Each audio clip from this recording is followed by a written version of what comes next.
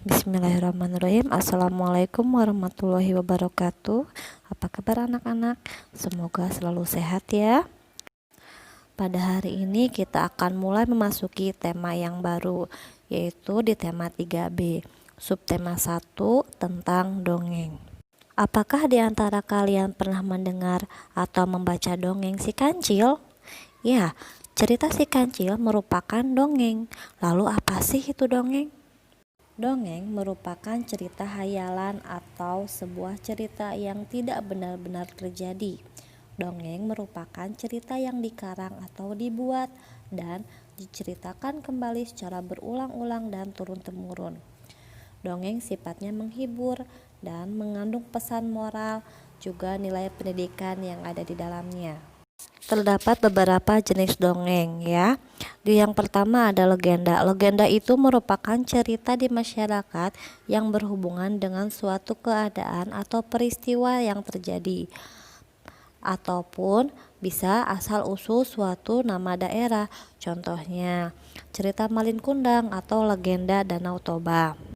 Yang kedua adalah fabel. Fabel merupakan jenis dongeng yang dalam ceritanya itu menayangkan atau menokohkan binatang sebagai pemeran utamanya, juga menceritakan tentang kehidupan sehari-harinya, seperti cerita Sang Kancil.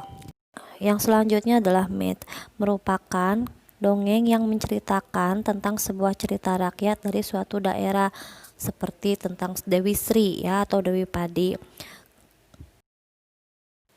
Yang selanjutnya ada hikayat. Hikayat itu merupakan dongeng yang menceritakan bagaimana kehebatan seseorang. Contohnya hikayat Sim. Selanjutnya ada parabel yang merupakan sebuah dongeng yang mengandung nilai keagamaan atau pendidikan dan moral-moral, seperti cerita sepasang selot kulit. Terdapat beberapa unsur dalam dongeng. Yang pertama alur atau sebuah jalan cerita, lalu ada amanat yang merupakan pesan moral dalam cerita tersebut, lalu ada tema atau ide cerita, kemudian latar yang menggambarkan waktu, tempat, dan bagaimana suasana dalam cerita tersebut. Selanjutnya ada tokoh, yaitu pelaku dalam cerita, lalu ada penokohan. Penokohan di sini berarti watak atau sifat para tokoh dalam cerita tersebut. Baik, kita akan sedikit mengulas tentang cerita pohon mangga dan pohon apel. Alur cerita dalam cerita ini menceritakan pertumbuhan pohon mangga dan pohon apel dari mereka ditanam sampai panen dan manfaatnya ya. Kemudian ada amanat yang ingin disampaikan di cerita ini agar tidak iri terhadap kelebihan orang lain. Tema dalam cerita ini kita harus bangga terhadap diri sendiri. Lalu latar belakang cerita ini dibuat seperti di kebun ya. Lalu ada tokoh-tokohnya itu yaitu pohon mangga dan pohon apel.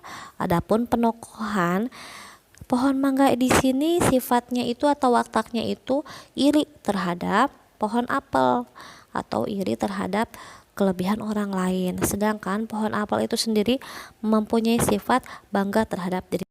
Nah, untuk sekarang sudah jelaskan tentang dongeng. Selanjutnya silakan kalian membaca teks dongeng dari halaman 3 dan 4, juga halaman 11 dan 12. Alhamdulillah materi hari ini telah selesai. Untuk selanjutnya silakan mempelajari materi ini dan selamat belajar. Wassalamualaikum warahmatullahi wabarakatuh.